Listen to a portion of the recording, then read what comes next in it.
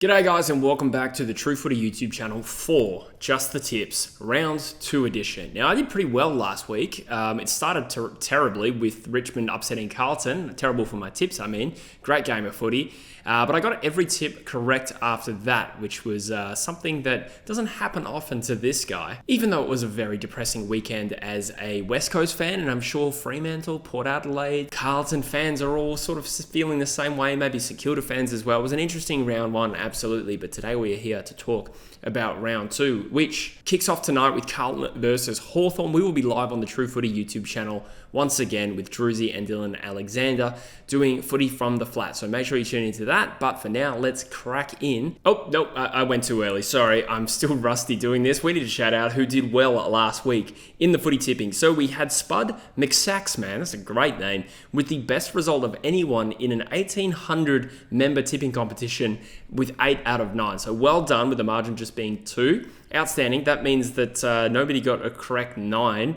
That was how surprising Richmond's win over Carlton was, presumably. In the total overall result, though, we have just Misty, 23, with 10 correct tips and a margin of 30. So well done. Sorry, guys, I have been dragging my feet a little bit creating a fantasy competition. It hasn't been as big as the tipping competition over the last couple of years, but all the info is in the link in the description of this video if you want to join. It's never really too late. One other thing, I'm shaving my head next week for World's Greatest Shave. It would mean a lot to me if anyone had a couple extra bucks just to help donate to this great cause. It's all in the pursuit of a cure for blood cancer as well. So me and a few people from work are doing it. And a big thank you to people who have donated already. I really appreciate you. The mustache is staying. And I might even grow a beard, but the hair's going for now. All right, we're finally into the round 1 tips. Thank you for your patience. Carlton versus Hawthorn. This will be an interesting one. There are a number of interesting clashes this week, but this one, it's hard to know how Carlton will come back after such a demoralising loss. Now, they were up 5 goals, they were up 41 points against Richmond. I'm pretty sure it was 41 points. And suddenly it felt like a few tactical switches. Richmond really started to play their brand, which we haven't seen at all under Adam Uze for a number of extenuating circumstances. And I didn't see this coming at all. Certainly not in round 1 of the season, but it was an outstanding game of footy, and you have to just applaud what they were able to achieve on that day. To what extent does that actually mean Carlton is a basket case? This is my view. I actually don't think it needs to feel like the end of the world for Carlton fans. They were filthy, understandably. But it was a great game of football, and Richmond played really well. So you can only beat the opponent there on the day, and the opponent that Carlton got was far better than we expected, or certainly I'll speak for myself, I expected to see from Richmond, particularly in round 1. Now, it's a long season, so Carlton have plenty of time to turn that around.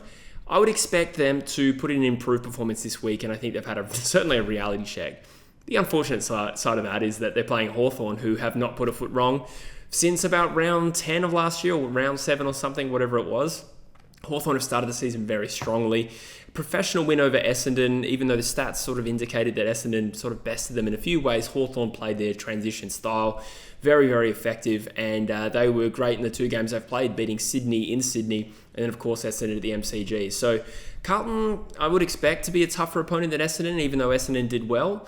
But I don't know if I could tip Carlton in this game. I think you have to go with a favourite here, but I wouldn't necessarily expect a poor Carlton performance just because round 1 was quite poor. Certainly after their 41-point lead, then things became really poor. So I'll expect a better game, but Hawthorn also slaughtered Carlton last year.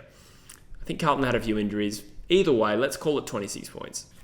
The Bulldogs and Collingwood at the MCG. I'm actually looking forward to this. This could be a good game, and I don't think a simple tip. The Bulldogs have played 1 game this year and overcame a plucky North Melbourne. It was an interesting, looking at the fallout from that game. North Melbourne, probably underdogs, or should have always been underdogs in my opinion, got within a couple of goals, and they really kept pace with the Bulldogs throughout that entire game. And yet the reaction was quite negative from North fans. I think perhaps they expected more, but the Bulldogs are still a pretty good side, I would say, and they've got a few injuries or a few, key players out at the moment. There's no doubt about that. But they withstood a pretty good challenge from North, nonetheless. Now, Collingwood has been a little bit of a mixed bag. Quite poor in round 1, and then utterly dominant against the Power at the MCG at the same time as the Bulldogs game last week. So they are, full of confidence. I think I saw that Collingwood was the 4th oldest side of all time that took the field against Port Adelaide on the weekend, and the addition of Dan Houston obviously proved very effective in that. I think the safer tip here is Collingwood, but I don't think it's a foregone conclusion. I think the Bulldogs still hold some firepower, even with a few key players out. But the Bulldogs can be a plucky side. It's hard to tip against them, but I think I'm going to go the Pies here. I have backed the Pies in to be pretty good this year. I will say 19 points, but I'm a little iffy about it, to be honest. Essendon and the Crows at the MCG. These two teams I feel like produce really good games. And at the MCG, this is a great venue for it because I feel like normally they play this fixture at Marvel. The Dons were pretty good, pretty commendable, I think, in their loss to Hawthorn. Hawthorn is undoubtedly going to be a very strong team this year. Fun fact for you. Essendon were the youngest team in the competition on the weekend. The side that lost by 5 goals to Hawthorn put up a pretty good fight in that third term in particular, and there's still clearly some upside here for the Dons, and in a lot of key stats like clearances and stuff like that, Essendon were pretty good against the Hawks. So they actually get a tick for me for that performance. It's a pretty solid start to the year, although they did lose the game. Adelaide were fantastic against St Kilda, sort of returning to that Adelaide Crows side we sort of got used to a little bit in 2023, and perhaps I am sleeping on the Crows. I don't know. I didn't have the confidence to back them in this year in my ladder prediction, but a very strong round one showing, and I don't think they hold too many fears at the MCG. I feel like they've played well there in recent times. So with that all being said, I want to give respect to both of these teams for being capable, I just think Adelaide might be a little bit stronger at this point, and given the fact that I don't think they have any concerns at this ground, perhaps if Essendon was playing a team that did have concerns there, I might not tip them. But I'll say the Crows by 22 points, but Essendon is certainly a chance. Port Adelaide versus Richmond. This is tricky because Port Adelaide are coming off a 91-point loss and a quite poor start to the season, utterly dominated. And Richmond are coming off a heroic victory that nobody saw coming. I think they were $10 odds to beat Carlton, and they did it. Can they back it up? I think with this Richmond side, I only really want to give them praise for that performance. I wish my club would have done that in round one. How good would that have been? So I'm only full of praise there. But I do think that their vulnerability will be over the course of the season, which means that it's probably a bad time to play Richmond early in the year. But I think, when you consider things like squad depth and maturity and age, Richmond, that's obviously a vulnerability of theirs. But there's actually an argument for why they might play well in this game. How will they cope, though, with the adrenaline rush of beating Carlton last week? Will they be able to back it up with another strong performance? Maybe. I was wrong once, so I might be wrong if I doubt them again. But I think the power at Adelaide Oval, I'm not, completely off the power. They were terrible in week one, but it was only round one. And I still think the Power will win this game. With that all being said, I think the Tigers are pretty good at Adelaide Oval. They had a win there last year, one of their 2 wins. They beat the Crows there in Adelaide, and they beat the Swans at the MCG, which, people forget. But Richmond were good early in the season last year too. So let's say the Power by 25 points, but Richmond is certainly plucky enough to make this a good game. St Kilda and Geelong at Marvel Stadium. Now, this game was actually really good at the end of last year. These two sides met, and St Kilda upset them. St Kilda went through a real purple patch towards the end of last year and were very, very good, and they beat Geelong. I think Geelong's gotten a little bit stronger, and they were dominant against Fremantle. They were scary. The typical Geelong performance, really. Like when Geelong is going well, which is most of the time, they are very prolific. So this will be a tough challenge for the Saints. Now, I was a little disappointed with the Saints' performance. Adelaide have the scoring power to really put teams away, and they're really good at home. So to what extent do we extrapolate that against St Kilda? Do we think that they're just a bad side? I'm not really there yet. But with St Kilda, there has been a trend over the last few years of playing well in patches, and I mean patches of games. They'd start the season well and poorly, and last year they did it the other way around, didn't they? So to what extent is St Kilda capable of making a game of this and really pushing Geelong all the way? I'm pretty sceptical, and I still think Geelong is my premiership fancy. And they have done nothing so far to, make me think anything against that. So I'm going to say that Geelong should be too strong. I think St Kilda certainly has capacity to play a lot better than they did in round one, but I think you'd be very brave to tip the Saints in this game. Brisbane and the West Coast Eagles. Grand final preview, some are saying. Oh boy. Okay, so the Brisbane Lions, obviously reigning premiers, and they are hosting the Eagles, who probably haven't beaten them at the Gabba since 2018, I want to say. And there has been some, ruthless batterings in that time. Last year, they met at Optus Stadium. That was the game after Simo had stepped down, and they made a game of it. But I think this is a very different circumstance. And at the Gabba, West Coast are pretty poor at the Gabba and have been for a long time now. So I don't know why am I analysing this game. We all know how it's going to go. Look, Brisbane were very good against the Swans. And look, I suppose their vulnerability with this game would be the fact that they started the season poorly last year. Well, I think if you go to Sydney and, overcome a pretty decent Swans performance, they look good, certainly in the first half of that game. I think it was the third quarter, Brisbane pulled away from them, leapfrogged them, and won in the end. It's hard to imagine a West Coast performance really challenging the Lions in this game. It's just really a matter of how much they're going to lose by. Let's call it 10 goals. It certainly has the capacity to be worse. West Coast were awful against the Gold Coast Suns. I'm hoping that was an aberration, but even a good version of West Coast doesn't win this game. Let's say 60 points. North Melbourne and Melbourne. This could be a good game. My first reaction from round one, particularly from a Melbourne point of view, was that perhaps I'd undersold them a little. Well, actually, I acknowledge that they can be a very good team and they have a really strong midfield, and that's clear, and they've got some genuine A-grade talent on that team. I think my argument for dropping them low because I thought they had more capacity to fall apart than any other team. So I don't know if I've undersold them. But I do think they were quite impressive against the Giants and were unlucky not to win that game. And the Giants, well, I don't know. It's too early to say that one team is the gold standard at the moment, but they're right up there in the premiership mix, right? So if you can push a team like the Giants deep into a game, even if it's at home at the MCG, you got to take something from that. So I'd say solid start for the Ds.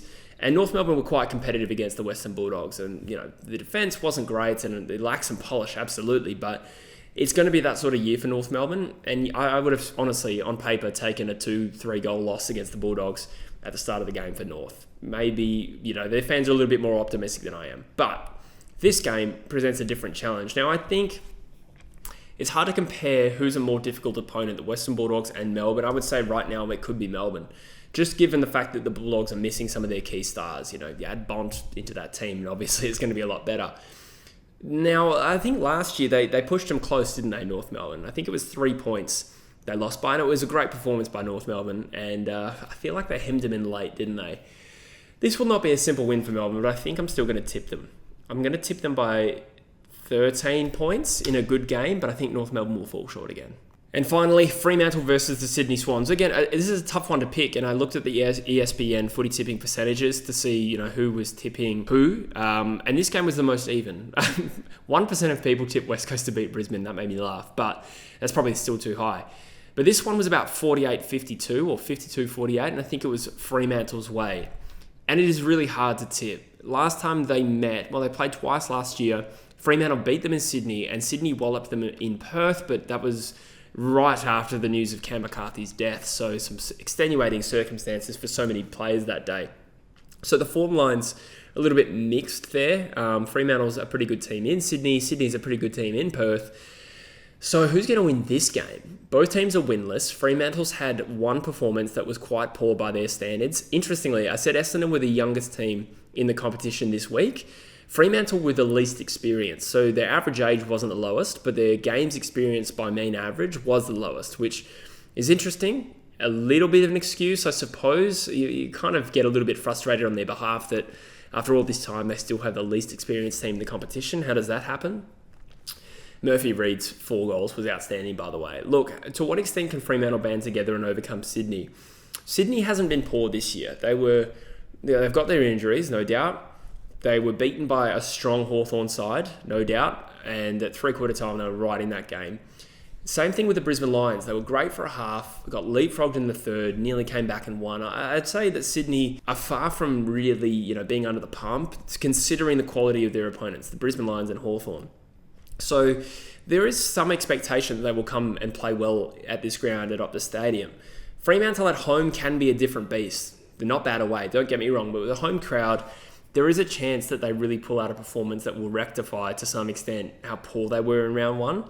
So I do give them their chocolates and their chances, but I think Sean Darcy's still going to be out for a little bit longer.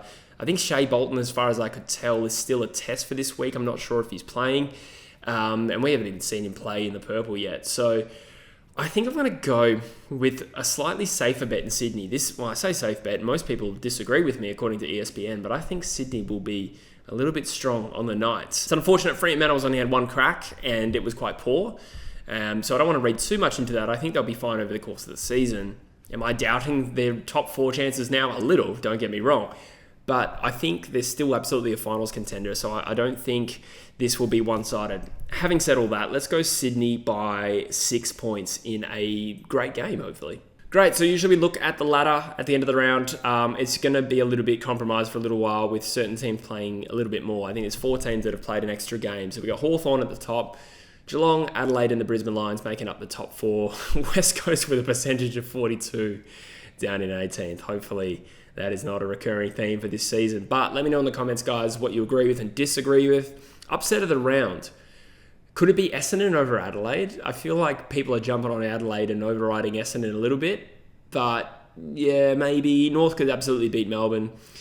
That's about it, probably, as far as genuine upsets go. But let me know in the comments what you think. As always, I appreciate you being here. I appreciate you watching, being subscribed. Make sure you tune into the live stream later today. And I'll see you in the next one, guys. Cheers.